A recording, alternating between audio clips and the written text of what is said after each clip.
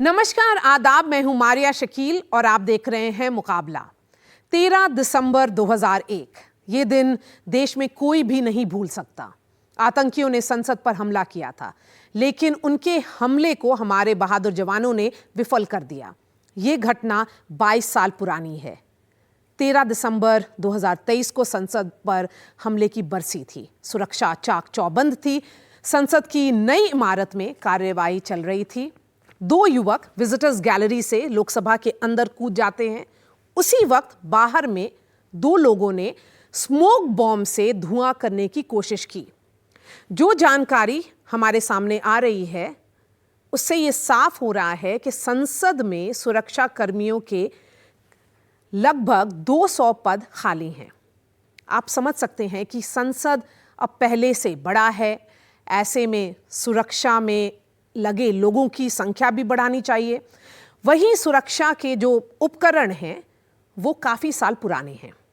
ऐसे में अहम सवाल ये है कि संसद की सुरक्षा में जो सेंध हुई है उसकी जवाबदेही कैसे होगी? किसकी लापरवाही, किसकी जवाबदेही?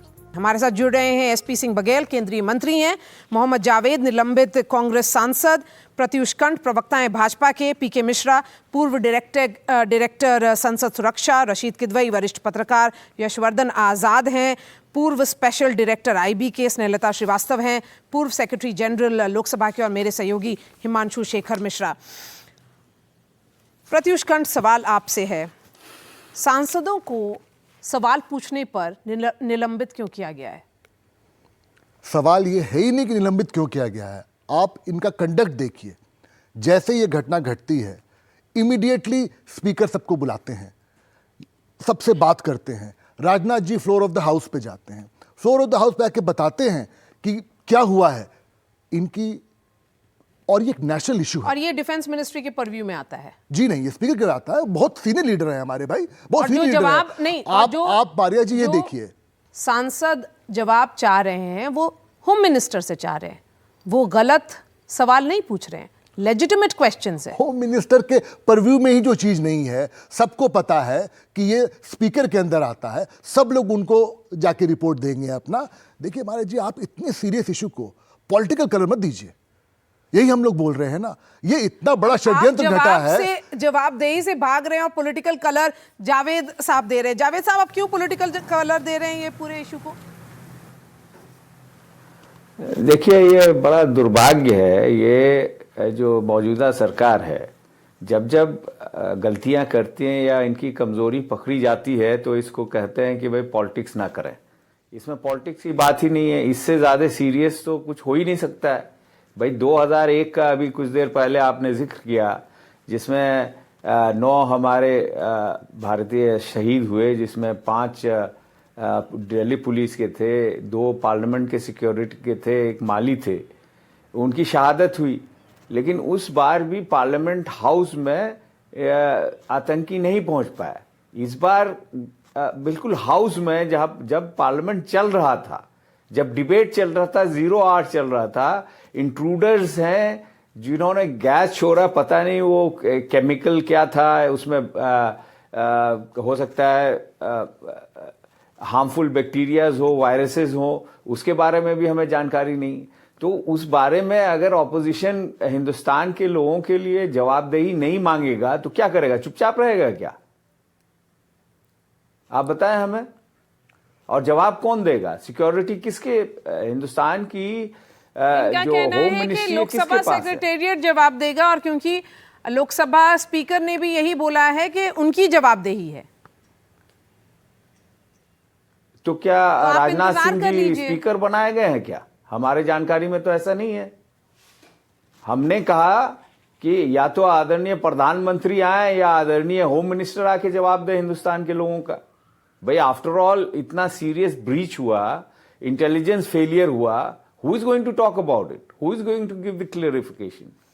ये तो सवाल सही है। रशीद सरकार को आना चाहिए। और सरकार में क्या सरकार जवाब देने से भाग रही है? क्योंकि he should come up and speak. क्योंकि लापरवाही हुई है, वो साफ तौर पे दिख रहा है, तो जवाब तो किसी को देना पड़ेगा। ये बोल सकती है सरकार के इंतजार कर लीजिए पूरा कंक्लूसिव रिपोर्ट का, लेकिन स्पीकर ऑफिस पे सब चीज छोड़ देना सही है क्या? जी मारिया, मुझे बड़ा ये अजीब आप तर्क मुझसे लगता पूछिए है कि मैम। कह रहे हैं कि लोकसभा स्पीकर को जवाब देना चाहिए। उन्होंने खुद बोला कि अरे मुझे ही अभी जवाब देना है। नहीं नहीं, वो उनकी बात देखिए मारिया, आप अगर राजनीतिक चश्मे से देखें, अभी 3 राज्यों में चुनाव हुए, श्रेय किसको दिया जा रहा है? प्रधानमंत्री को दिया जा रहा है, जिसके लिए वो हकदार भी बनते हैं। वो श्रेय तो शिवराज सिंह चौहान को नहीं दिया भाजपा ने। तो मेरा कहना यह है कि एक सरकार है, राष्ट्रीय सुरक्षा है, राष्ट्रीय सुरक्षा 100% सरकार की बनती है। सरकार का एक मंत्रिमंडल होता है, उसका प्रधानमंत्री होता है, उसका गृह मंत्री होता है। ये सीधी की ये टेक्निकल पॉइंट है। वो देखिए, वो जो लोकसभा की बात है, मैंने भी पार्लियामेंट कवर किया है बहुत साल। वो एक टेक्निकल इशू होता है कि जो लोकसभा का स्पीकर जो होता है, वो लोकसभा के अंदर कार्रवाई कैसे चले, उसके उसके पूरी बातें होती है और उसमें तमाम होते हैं। लेकिन ये कहना कि सुरक्षा की जिम्मेदारी स्पीकर की है, ये बड़ा हास्यप्रद बात है। तो चलिए यही मैं सवाल पूछ लेती हूँ जो हमारे एक्सपर्ट्स हैं उनसे। यशवर्धन आजाद, किसकी लापरवाही हुई है? वो 8 ऑफिशियल्स जिनको सस्पेंड किया गया है। देखिए वो ये जो चर्चा है थोड़ी दूसरे डायरेक्शन में जा रही है। भूल चूक जो हुई है उस पॉइंट पे हुई है जहां पे स्क्रीनिंग हो रहा है, लेकिन स्क्रीनिंग के पीछे बहुत सारी चीजें हैं जो हमें देखना पड़ेगी। जब भी पार्लियामेंट स्टैंडिंग कमेटी पार्लियामेंट की सिक्योरिटी की बात करती है तो होम मिनिस्ट्री को बुलाती है, होम सेक्रेटरी को बुलाती है। तो मेरा यह कहना है कि दोनों तरफ से संयम बरतना चाहिए। सरकार को, गृह मंत्री को स्पष्ट सदन में आकर यह बोलना चाहिए कि हाँ, ये बहुत गंभीर चूक हुई है, इसमें कोई शक नहीं है और इसके बारे में हम एक कमेटी बैठा रहे। दूसरी बात, यहां पे जुरिस्डिक्शंस की बात नहीं हो रही है। सिक्योरिटी एक अहम मुद्दा है और एक स्पेशलाइज्ड मुद्दा है और इसके लिए ये सिक्योरिटी की जो जांच है एनएसए द्वारा की जानी चाहिए विद आईबी चीफ और सीआरपीएफ चीफ, जैसे अनीश दयाल को दिया गया है। ये जो इंक्वायरी है सिर्फ 2 दिन में आ सकती है, इसमें कोई ऐसी बात नहीं है, स्पष्ट है क्या भूल हुई है और कैसे हुई है। और फिर ऑपोजिशन को 2 दिन इंतजार करना चाहिए ताकि एक कंक्लूसिव डिबेट उस पर हो सके। गलती जो हुई है वो बड़ी स्पष्ट है। गलती बड़ी सिंपल ये है कि हम मेटालिक ऑब्जेक्ट्स को चेक करते हैं डीएफएमडी और एचएचएमडी से, जबकि प्लास्टिक्स जो है वो उनसे चेक नहीं होता है। तो लेकिन होम मिनिस्ट्री से ये सवाल पूछना चाहिए, क्या आपको मालूम नहीं है कि बैक स्कैटर टेक्नोलॉजी आ गई है या बैक स्कैटर स्कैनर्स हैं या नहीं? तो इसलिए इसमें जो गलती है वो जाएगी अगर तो होम मिनिस्ट्री की तरफ अगर जाएगी, लेकिन एमपीज को जुड़ के इसको देखना चाहिए। 2001 में कोई पॉलिटिक्स नहीं हुआ, इस बार पॉलिटिक्स दिख रहा है। ऑपोजिशन ट्रेजरी बेंचेस साफ तौर पर बटे हुए क्यों दिख रहे हैं? पीके Mishra ji, parliament security services बनाया गया 2001 के बाद, क्या ये जुरिस्डिक्शन के इशू पे रहेगा या पॉलिटिकल अकाउंटेबिलिटी की बात होगी इस बार? देखिए, मैं बड़ा क्लियरली बताता हूँ। जुरिस्डिक्शन का बात है तो पार्लियामेंट का सिक्योरिटी इंचार्ज, इसमें सिक्योरिटी देखने के लिए एक एडिशनल डीजी पुलिस को मुतयन किया गया है, जो पूरे लोकसभा राज्यसभा सिक्योरिटी और पूरे पार्लियामेंट हाउस अनेक्स को देखते हैं। और पार्लियामेंट हाउस सिक्योरिटी का, पूरे सिक्योरिटी का जिम्मेदार जो होते हैं वो है honourable speaker of Lok Sabha. I repeat, honourable speaker of Lok Sabha. उसमें दिल्ली पुलिस, आईबी, सीआरपीएफ जो भी डिप्लॉयमेंट अंदर में रहेंगे, ये सभी ऑनरेबल स्पीकर के अंडर में आएंगे। और कितने एसडीजी का बटालियन डिप्लॉय हुआ है, special duty group battalion of CRPF, they come under the purview of honourable speaker Lok Sabha. Yashvardhan Azad, आप कुछ बोलना चाह रहे थे, प्लीज बोलिए। उसके बाद मैं स्नेहलता श्रीवास्तव और यहाँ पर हिमांशु कुमार। यहाँ पे जुरिस्डिक्शन की बात नहीं, आपको समस्या सुलझानी है या जुरिस्डिक्शन देखना है? बिल्कुल सही बात है कि होम मिनिस्टर को आके ये कहना चाहिए कि हाँ, ये गंभीर चूक हुई है और हम इसकी इंक्वायरी करा रहे हैं। मैं ये स्पष्ट कह रहा हूं कि 2001 के बाद जितने सुरक्षा के इंतजाम किए गए थे, जिसमें भी एसोसिएटेड था, ये स्पष्ट है कि होम मिनिस्ट्री इसे करती है और इसे 2 दिन के अंदर इसे इंक्वायरी हो जानी चाहिए। इसका मतलब कोई जुरिस्डिक्शन में उलझा के हमें समस्या सुलझना है, जुरिस्डिक्शन नहीं देखना है। और इसलिए अगर होम मिनिस्टर आके बयान दे देते वो बिल्कुल सही होता। चलिए स्नेहलता जी। जी, मैं थोड़ा सा पृष्ठभूमि आपको बता दूं कि जो पार्लियामेंट की सुरक्षा है वो 1921 से जो तत्कालीन स्पीकर थे, उन्होंने होम मिनिस्ट्री से लेकर के पार्लियामेंट में ले ली थी 1921। तो तब से लेकर के अभी तक ये स्पीकर के अंडर में आती है, जैसा कि मिस्टर मिश्रा कह रहे हैं। और ये जरूर है कि स्पीकर होम मिनिस्ट्री को कह सकते हैं कि, या कोई भी एजेंसी को कह सकते हैं कि वो जो घटना हुई है उसके तह तक जाएं और उसके इन्वेस्टिगेट करके, क्योंकि वेयरविदऑल होम मिनिस्ट्री के पास है, तो वो पूरा एनएसए है, डिप्टी एनएसए वगैरह भी आते रहते हैं सुरक्षा को चेक करने के लिए। तो उस हिसाब से होम मिनिस्ट्री जांच करके अपनी रिपोर्ट स्पीकर महोदय को सौंपेगी और स्पीकर महोदय हाउस में सारे सांसदों को वो बताएंगे और फिर जो हाउस की राय होगी उस पे मोशन आएगा जो कि मिनिस्टर ऑफ पार्लियामेंट्री अफेयर्स लाएंगे और जो भी पनिशमेंट और जो भी कार्यवाही तो ये तो कर आपने सकते मैम हैं। पूरा प्रोसेस समझा दिया। सवाल है ये ब्लेम गेम जो चल रहा है उसके वजह से क्या जवाबदेही कभी फिक्स नहीं होगी? हिमांशु। देखिए, ये महत्वपूर्ण है कि इस घटना के बाद जो हाई लेवल कमेटी गठित की गई उसके अध्यक्ष सीआरपीएफ डीजी हैं और ये सीआरपीएफ हम सबको पता है गृह मंत्रालय के अधीन आता है। स्पीकर के पास एडमिनिस्ट्रेटिव पावर्स हैं, लेकिन उनको, जैसा कि मैडम भी बोल रही थी, कि उनको होम मिनिस्ट्री की जो इंस्टीट्यूशंस हैं उनके साथ मिलकर सिक्योरिटी की व्यवस्था को बहुत ही पुख्ता बनाना उनकी जिम्मेदारी है। और इस बार भी आप देखिए, सबसे पहले सेक्रेटरी जनरल ने ही लिखा होम मिनिस्ट्री को कि इसकी जांच होनी चाहिए। उसके बाद सीआरपीएफ डीजी को उसका हेड बनाया गया कमेटी को, और वो कल आए भी थे, उन्होंने अधिकारियों के साथ बात की है। यहाँ पर बहुत सारी एजेंसीज हैं जिनके बीच में समन्वय बनाकर ये व्यवस्था चलती है। पार्लियामेंट में पैरामिलिट्री फोर्सेस के जवान को भी हमने देखा है, वो सब होम मिनिस्ट्री के अधीन आते हैं। इसमें एक, मैं कहूँगा, एक बेहतर कोऑर्डिनेशन के ज़रिए ये व्यवस्था अच्छे से चल रही है। यहाँ पर जैसा कि आज़ाद सर बता रहे थे कि सबसे बड़ा सवाल ये है कि 22 साल तक तो कुछ हुआ नहीं। देखिए, 2001 को भी हम रिपोर्ट कर रहे थे, 2023 में भी मैं बाहर खड़ा था जब ये घटना हुई। 22 साल में ऐसी इतनी बड़ी सिक्योरिटी ब्रीच नहीं हुई थी।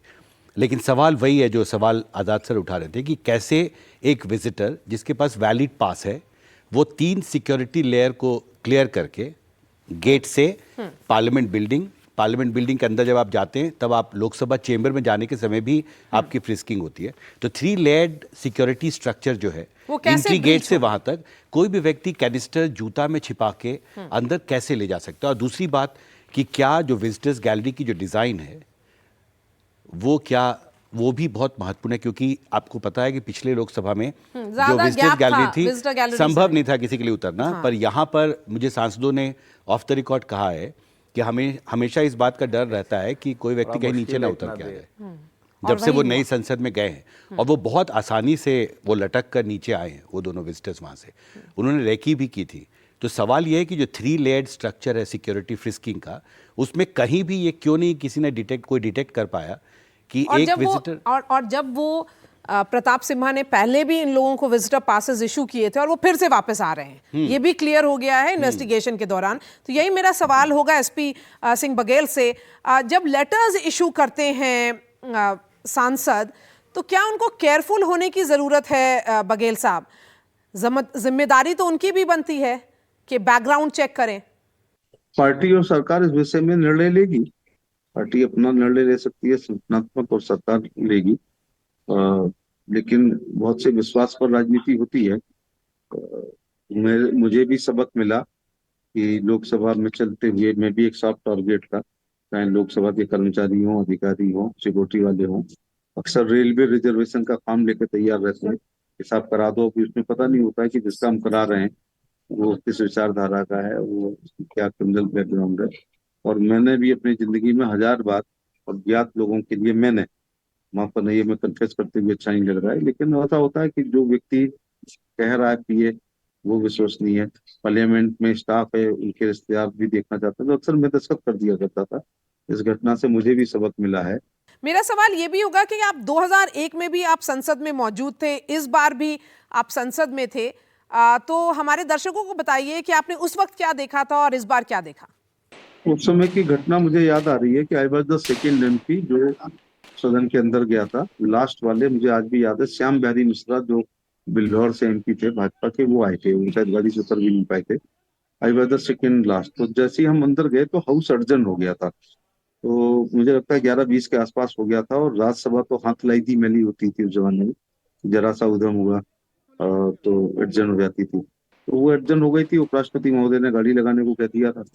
उस समय के विजय चौक की तरफ से घुसे थे। जितनी देर में बात कर रहा हूँ उससे भी कम समय में 60-70 गज गाड़ी उन्होंने। उस समय एक दरवाजा होता था जो मैनुअल खुलता था, वो भी तरीका ठीक नहीं था कि कार का नंबर पास शीशे पे चढ़ाए, उस पे कार का नंबर और एसपी सिंह बघेल, ये तीनों चीजें मूविंग कार में कोई देख ले, तो वो संभव नहीं था। तो लोग आतंकवादी जो थे वो अंदर घुस गए। तब पता चला कि ये रुके नहीं है। तो वो तो ईश्वर की कृपा है, सिक्योरिटी का जज्बा था और उनका एक्शन, तो मुख्य दरवाजा बंद कर लिया था। वरना दोनों हाउस के लोग जब एडजन होती है लोकसभा राज्यसभा, तो सीधे घरों में नहीं आते हैं। 70% लोग उस समय सेंट्रल हॉल में जरूर रुकते हैं, तो उनकी गाड़ियां आ रही होती हैं, तो मेल मिलाप करते हैं। तो सवाल ये भी है कि जो एमपीज अपना पास इशू करते हैं, जो लेटर हेड पे साइन करके इशू करते हैं, वो उनसे प्रताप सिम्हा से यहां पर चूक हुई है। प्रत्युष जी, आप लोगों को ये एक्सेप्ट करना पड़ेगा, क्योंकि जो फ्लोर ऑफ द हाउस में जो आप बोल रहे हैं, राजनाथ सिंह ने जो बयान दिया, उन्होंने ये भी कहा कि एमपीज को केयरफुल होना चाहिए। बात यह है कि हाइपोथेटिकली अगर ये ऑपोजिशन का कोई एमपी होता तो भाजपा एक नेशनल सिक्योरिटी इशू बना करके ये भी बोलती कि ऑपोजिशन एंटी डेमोक्रेसी है। यहां पर आपने अपने एमपी से एक्सप्लेनेशन भी नहीं मांगा है। मैं एनडीटीवी के व्यूअर्स को पहले ये बताना चाहूँगा कि ये घटना कोई पहली बार नहीं घट रही है। पार्लियामेंट एक टेम्पल ऑफ डेमोक्रेसी का एक सबसे बड़ा मंदिर है हमारा। 11 अप्रैल 1974 को रतन चंद्र गुप्ता जी ऐसे ही घुसे अंदर, 2 पिस्टल, बम, सब कुछ लेके आए थे। लेकिन 1974 और 2023 मैं में मुझे फर्क है। कंप्लीट करने दीजिए, व्यूअर्स को जानना पड़ेगा बैकग्राउंड क्या है। नहीं, लेकिन आप मैं ये आपको क्या बताना चाह रहा हूं, कि ये बार-बार होता मैं है, तो आपको इसलिए ये बता नहीं कोई भी नहीं सिक्योरिटी सवाल प्रोविजन नहीं है लोग को समझना पड़ेगा कि इस तरह की घटना होती रहती है। पार्लियामेंट में जितनी बड़ी जो प्रॉब्लम होती है तो उसको कैसे हम टैकल करते हैं। ये यहां मैं आपको ये भी बता दूं, 74 में फिर बिप्लब बासु एक आए, सेम चीज हुआ, वो भी डैगर वैगर लेके पहुंच गए। फिर 74 में सतनजीत सिंह आए, वो भी यही किए। मैं डिटेल में नहीं जा रहा हूं। नहीं, और आप इससे बात सुनिए, सबसे बड़ी बात क्या है कि 2 लड़के हाईजैक करते हैं हवाई जहाज 1978 में कि इंदिरा गांधी को छोड़ो वरना हम आपको छोड़ेंगे नहीं। और उसके बाद क्या होता है, कांग्रेस पार्टी आके दोनों को एमएलए का टिकट देती है, 2 बार वो एमएलए बनते हैं। अब ये लोग जो इस चीज को इतना छोटा दिखाना चाह रहे हैं, और हम लोग समझ रहे हैं कितनी बड़ी चीज है, जो हमारे मिश्रा जी जो काम किए वो समझ रहे हैं क्या। आप भी मुझको बताइए कि इतना बड़ा चीज, इतने लोग घूम फिर के आ रहे हैं, कितनी बड़ी कॉन्स्पिरेसी हो रही है उसके पीछे में। हम पावर में हैं, गवर्नमेंट में हैं, हमको ऐसा स्टेटमेंट थोड़ी दे देंगे। आप देखिए, कोई लखनऊ से आता है, कोई मुंबई से आता है, कोई हिसार से आता है, कोई कलकत्ता से आता है, कोई मैसूर से आता है, और सब मिलते हैं। आप चाहते हैं, ऑपोजिशन चाहती कि आज हम बैठे और कोई आसान कहानी दे दें, ऐसा नहीं होता है। ये बहुत ही सीरियस इशू है। ऑपोजिशन कहानी सुनना चाह रही है। बात यह है कि क्या लोकसभा सचिवालय पर जिम्मेदारी डालकर सरकार बचना जाती है, और वो साफ तौर पर अभी दिख रहा है। आपको मिश्रा जी ने बताया जो दिन काम किए हैं वहां पे कि भाई ये तो उनके परव्यू में आता है, वो जिसको बुलाएंगे, जो बोलेंगे, एमपीस को जाके बोलेंगे। आपको समझना पड़ेगा, वो जो एक बिल्डिंग है उसकी एक अलग तरी बनी हुई है। इतना डिवाइडेड नहीं थी। वाजपेयी जी ने ये इंश्योर किया था ये पॉलिटिकल लाइंस पर वो घटना डिवाइड नहीं हो। इस बार ऐसा क्यों दिख रहा है? इसलिए दिख रहा है कि अब आप देखते हैं कि राहुल गांधी जाते हैं, जब भारत में कुछ अच्छा होता है तो हार्वर्ड चले जाते हैं, वहां जाके देश की बदनामी करके चले आते हैं। पॉलिटिक्स का स्टैंडर्ड गिरा दिया है कांग्रेस पार्टी ने। आप ये क्यों नहीं बोल रही हैं? आप ये बोलिएगा तो लोग ज्यादा समझ पाएंगे कि आप क्या बोलना चाह रही हैं। यहाँ पर कोई राहुल गांधी की बात नहीं है। पॉलिटिकल, आप कांग्रेस पार्टी की बात हो रही है, आपने लेवल गिरा दिया है पॉलिटिक्स के अंदर में। कांग्रेस नहीं है, सारे ऑपोजिशन वाले बोल रहे हैं, वो क्यों बोल रहे हैं? यशवर्धन समझाया जा रहा है थी वहां पे। Madam, can I come in please? हाँ, बोलिए जावेद साहब। हेलो जी। मैं जो हमसे कबल बोल रहे थे, विद ड्यू रिस्पेक्ट, ये सिर्फ कांग्रेस की बात नहीं थी, इसमें जितने ऑपोजिशन पार्टी के लोग थे सब थे। और ये पहली बार नहीं है कि किसी मुद्दे पे जो है हम लोग वेल पे या अपना प्रोटेस्ट नहीं कर रहे थे या कोई मांग नहीं मांग रहे थे। बहुत डिग्निफाइड वे में हम लोग ने नारा लगाया, हमने सिर्फ मांग की कि भाई आदरणीय प्रधानमंत्री या होम मिनिस्टर आके बयान दे, जानकारी दें व्हाट ऑल इज हैपनिंग। तो अगर वो आके ये बताते में यशवर्धन कि आजाद ये संसद हमने पर जब कमेटी हमला बनाई हुआ तो है, सरकार तो ने इस तरह जवाब की दिया, बात ही तो नहीं इस होती। बार क्यों और नहीं देगी ऐसा कुछ यही सवाल है संसद में- ऑपोजिशन का। इंस्टेड उन लोग को सस्पेंड क्यों किया गया है एमपीज को? देखिए, संसद में जो सस्पेंड हमला कर दिया। हुआ इस तरह का वाकया हर सेशन में 10 मर्तबा होता है। हाँ, लेकिन बड़ा ताजुब हुआ कि हम लोगों को कल सस्पेंड कर दिया, वो भी नहीं, चलिए, 2-4 को यशवर्धन नहीं, आजाद। 15 को सस्पेंड कर दिया। अच्छा, मैं कुछ बोल लूं अब राशिद साहब? जी, थैंक यू। ऐसा है, जब 2001 में हमला हुआ था तो उस समय मैं था बगल में ही, बल्कि मेरे भाई अंदर बंद थे, एमपी साहब कीर्ति आजाद, और हम काफी परेशान थे। और उसके बाद एक बहुत ही व्यापक सुरक्षा ये की। देखिए, ये जो मुद्दा आज का है इसको डिरेल नहीं करना चाहिए। इसमें दो मुद्दे हैं। जो प्रत्युष कह रहे हैं मैं मानता हूं, वो कॉन्स्पिरेसी थी, वो मिले थे। ये 70 में ऐसा अगर कुछ होता तो हम उसे डेमोक्रेटिक डिसेंट कहते। लेकिन आज की टर्मिनोलॉजी में जब इतने यंत्र लग गए हैं, जब टेररिस्ट इंफॉर्मेशन हमें इतना ज्यादा मिलता है, तो ठीक है, हम उस चीज को भी खंगाल लेंगे। लेकिन वाकई सबसे महत्वपूर्ण मुद्दा क्या है? महत्वपूर्ण मुद्दा है कि वो कैसे घुसे, जैसे बिल्कुल सही कहा हिमांशु जी ने। तो इसके बारे में मैं आपको बड़ा स्पष्ट ये दे रहा हूं कि आज तक जूते की चेकिंग जबकि एयरपोर्ट में भी शुरू हो गई है, पार्लियामेंट में नहीं हुई। किसी ने सिखाया नहीं, किसी ने उन्हें बताया नहीं। तो वो सुरक्षा कर्मी जो हैं अपने रूटीन के टेक्निकल हिस्से वो करते गए चेकिंग, और उन्हें कभी जूते की चेकिंग करनी ठीक नहीं समझी। अब सवाल ये है, क्या होम मिनिस्ट्री ने कभी अपने दिमाग में ये लगाया कि बैक स्कैटर स्कैनर आ चुका है तो हम बैक स्कैटर चैनल दें? बल्कि अब तो बैक स्कैटर के बाद एक नई टेक्नोलॉजी भी आ गई है। तो इसके लिए कौन देखेंगे? हम जुरिस्डिक्शन ढूंढते रहेंगे, किसका परव्यू है किसका नहीं है। भाई, होम मिनिस्ट्री करती है, होम सेक्रेटरी को आप बुलाइए and role is head over. This is the way to attack a उसके प्रॉब्लम। अलावा यशवर्धन आजाद, जो डिटेल्स आ रहे हैं कि काफी पद खाली हैं सुरक्षा कर्मियों के, तो वो भरा क्यों नहीं गया, ये भी सवाल होगा। एक छोटा सा ब्रेक लेते हैं और फिर वापस आएंगे हम।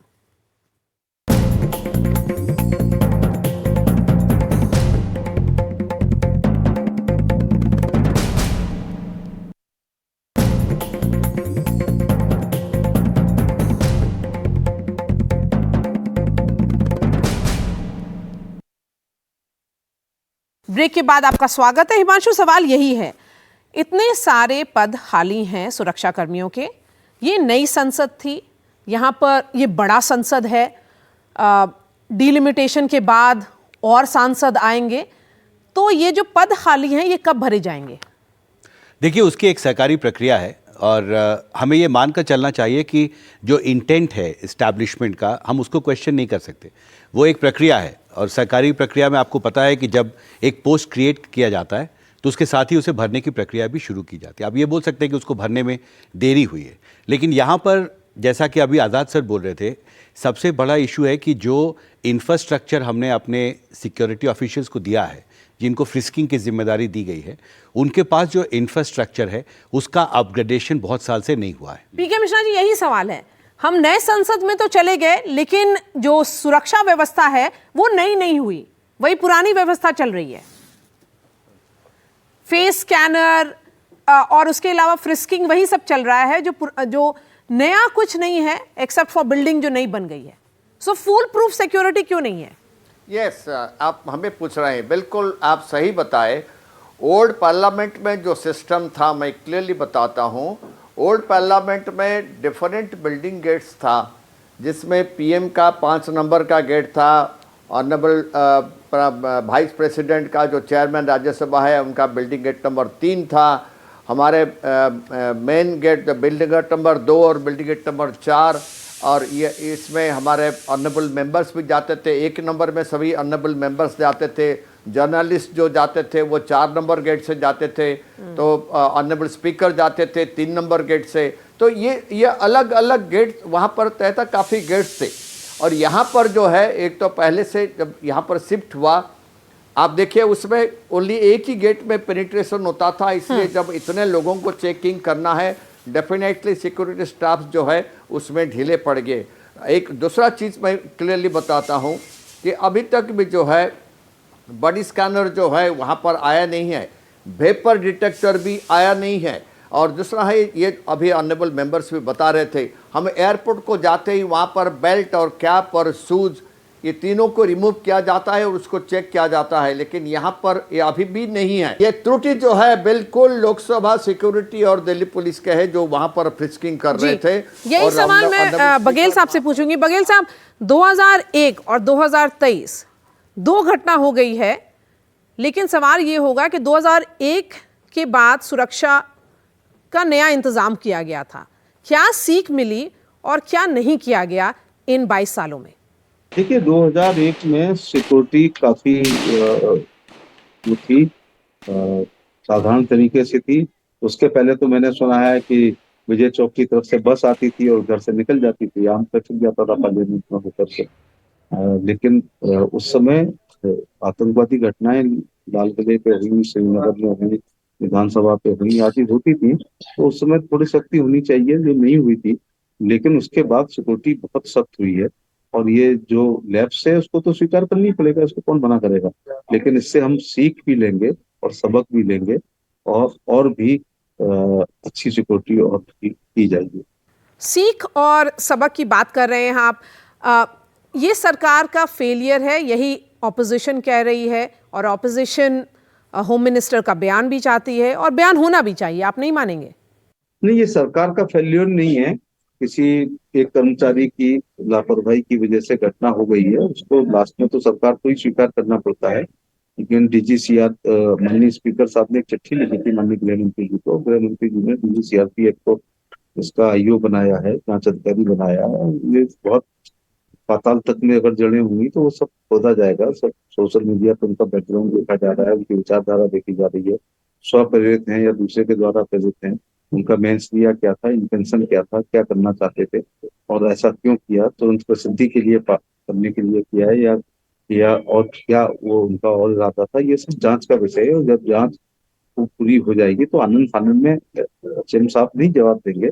वो हम नेता लोग आदेश करते हैं लेकिन स्वयं जांच नहीं करते हैं, तो वो विशेषज्ञ लोग जांच करते हैं। तो उसकी जांच करने के बाद जो फाइंडिंग होगी वो आपको भी बताई जाएगी और अदालत माननीय सदन में भी रखी जाएगी। रशीद, मेरा सवाल फिर वहीं पर आएगा कि 2001 में राष्ट्रीय सुरक्षा के मुद्दे पर ऑपोजिशन और सरकार एक साथ दिखी, कोई बंटवारा नहीं था। इस बार बंटवारा क्यों दिख रहा है? मारिया, क्योंकि राजनीतिक शिष्टाचार की कमी है। मुझे याद है कि जब दिसंबर में जो घटना हुई थी, उसके बाद फिर से जब हाउस शुरू हुआ तो प्रधानमंत्री अटल बिहारी वाजपेयी ने खुद सदन में ये कहा कि उनको सबसे पहला फोन उनकी खैरियत पूछने के लिए, उनके मंगल कुशल पूछने के लिए सोनिया गांधी का आया, जो उस समय विपक्ष की नेता थी। तो इस तरह का राजनीतिक शिष्टाचार था। एक तरफ सोनिया गांधी ने सबसे पहला फोन उनको किया, दूसरी तरफ प्रधानमंत्री ने सदन में ये बात बताई सबके सामने। उन्हें इस बारे में कोई झिझक नहीं थी। मारिया, मुझे लगता है कि आज हम बात कर रहे हैं, जो मुझे आश्चर्य है कि जो लोग जो महत्वपूर्ण पदों पर रह चुके हैं वो ऐसा प्रयास कर रहे हैं जैसे लीपापोती का प्रयास हो रहा हो। देखिए, बात बिल्कुल साफ है मारिया, ये इसमें कॉन्स्पिरेसी का एंगल है। कॉन्स्पिरेसी सदन में तो बनी नहीं है। जो जैसे हमारे प्रत्युष जी भी बता रहे हैं कि यहाँ से लोग आए थे, वहां से लोग आए थे, अलग अलग जगह से कुछ लोग शामिल हुए हैं, तो ये सारी की सारी इंटेलिजेंस फेलियर है। तमाम चीजों का जो बैकग्राउंड चेक होता है उसका फेलियर है। ये पूरी की पूरी आपका प्रोग्राम का शीर्षक है कि जवाबदारी किसकी? जवाबदारी बिल्कुल 100% गृह मंत्रालय की है, जिसकी बार बार हमारे मित्र यशवंत आजाद भी जिक्र कर रहे हैं। इसमें झिझक क्यों है, इसमें शर्माना क्यों है? मुझे ये बात बड़ी अजीब लगती है। प्रत्युष, उसके बाद नहीं, पहले मैं स्नेहलता जी के पास जाऊंगी। स्नेहलता जी, आपने सुना है सबका बयान, आप बहुत पेशेंटली सुन रही हैं। ये ब्लेम गेम हो रहा है और एक तरफ अकाउंटेबिलिटी सीख की जाती है। आपको लगता है पॉलिटिकल अकाउंटेबिलिटी भी होना चाहिए और उसके साथ साथ इंतजार करना चाहिए रिपोर्ट का? देखिए, जो बात हो रही है कि राजनाथ सिंह जी ने जो बयान दिया है उसकी जगह पर होम मिनिस्टर साहब को और प्रधानमंत्री जी को बयान देना चाहिए। मैं यहाँ बताना चाहूंगी कि राजनाथ सिंह जी लोकसभा में सदन के उपनेता हैं और उपनेता होने के नाते वो किसी भी विभाग के लिए जवाब दे सकते हैं। जो प्रक्रिया है, अगेन आप कहेंगे मैं प्रक्रिया बताती हूँ, परंतु ये हमको पता है और अपोजिशन लीडर्स को भी पता है कि राजनाथ सिंह जी जो हैं वो लोकसभा में deputy leader of the house हैं और वो हमेशा जो इम्पोर्टेंट मुद्दे होते हैं उस पर जवाब देते हैं, चाहे वो किसी भी मिनिस्ट्री का हो। दूसरा ये है कि मुझे जो आप कह रही हैं, थोड़ा सा पेशेंस रखने की इसलिए जरूरत है कि जब भी संसद से कोई बात की जाती है वो पूरी जिम्मेदारी से और सभी तथ्यों को चेक करके की जाती है, चाहे वहां कोई मंत्री बोले, चाहे कोई सांसद बोले, चाहे लोकसभा स्पीकर बोले।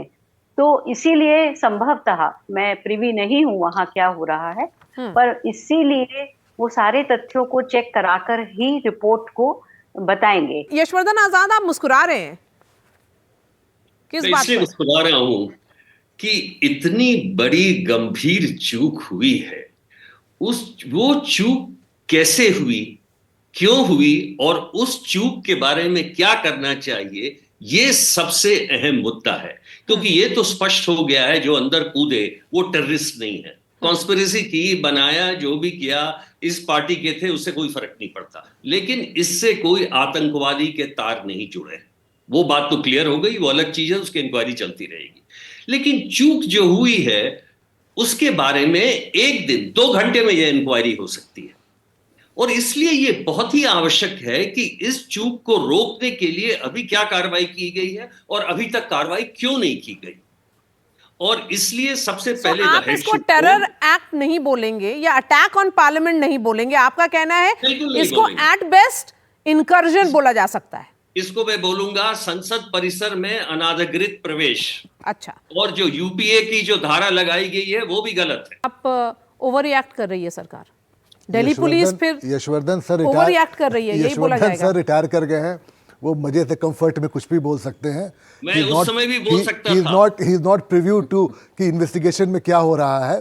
ये बहुत ही गंभीर मसला है, इसके बहुत सारे पहलू हैं। ये लोग पॉलिटिकल पार्टीज से इन्वॉल्व थे, इनके अभी बहुत चीज़ देखा जाएगा, कई एजेंसियां देखेंगी उसको, उसके बाद कहीं जाके आप कोई स्वीपिंग रिमार्क दे सकते हो कि ये क्या है, नहीं है। इसीलिए आप देखिएगा लोकसभा स्पीकर जो हैं वो बोल रहे हैं पहले मैं सारा कुछ कलेक्ट करूंगा फिर जाके एमपीज को बताएंगे जो तरीका होता है। आप देखिए क्लियर, हम हर जगह पढ़ रहे हैं कि टीएमसी से इनका रिश्ता था, कांग्रेस से रिश्ता था, होता ये हारे हैं इलेक्शन, होता है कि हमारे बीजेपी एमपी को कांग्रेस ने करवाया, हो सकता है हमारे बीजेपी एमपी को यूज किया गया हो कि उससे वो करवाया जाए। अभी इन्वेस्टिगेशन होने दीजिए। चलिए जावेद साहब, अब तो शायद आप लोग भी रिस्पॉन्सिबल हो सकते हैं, ये कंस्पिरेसी के जो तार हैं बहुत दूर तक जुड़ेंगे, यही उनका कहना है। नहीं, ये अनफॉर्चुनेट है कि इतना सीरियस लैप्स हुआ, security as well as intelligence lapse, और एक छोटी सी हम लोग के मांग पे हम लोग को सस्पेंड करके डाइवर्ट करने की कोशिश कर रही है सरकार मुद्दे को। ये सिंपल सा मुद्दा है कि ये इतना बड़ा चूक कैसे हुआ, वो भी पार्लियामेंट चलते हुए, पार्लियामेंट हाउस में, उस पे चर्चा होनी चाहिए। जवाबदेही किसकी, लापरवाही किसकी, ये सवाल चलता रहेगा। लेकिन सवाल तो ऑपोजिशन पूछेगी ही सरकार से, और सरकार को जवाब देना ही चाहिए। इसी बात पर मुकाबला का इस एपिसोड को हम ख़त्म करते हैं। अगले हफ्ते फिर से आएंगे। शुक्रिया हमारे साथ जुड़ने के लिए।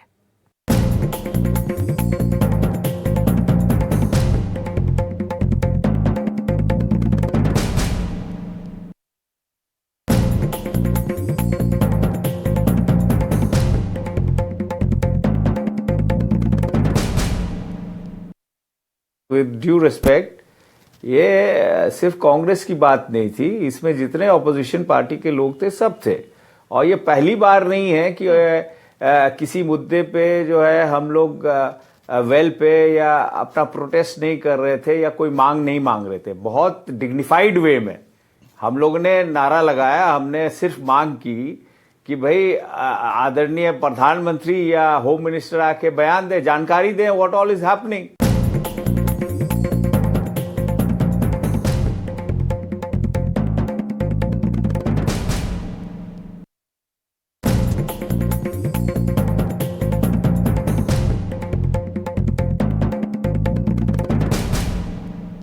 देखिए 2001 में सिक्योरिटी काफी जो थी साधारण तरीके से थी। उसके पहले तो मैंने सुना है कि विजय चौक की तरफ से बस आती थी और घर से निकल जाती थी, आम ट्रैफिक जाता था पार्लियामेंट में होकर से। लेकिन उस समय आतंकवादी घटनाएं लाल किले पे हुई, श्रीनगर में हुई, विधानसभा पे हुई, आदि होती थी, तो उस समय थोड़ी सख्ती होनी चाहिए, जो नहीं हुई थी। लेकिन उसके बाद सिक्योरिटी बहुत सख्त हुई है, और ये जो लैप्स है उसको तो स्वीकार करनी पड़ेगा, इसको कौन मना करेगा।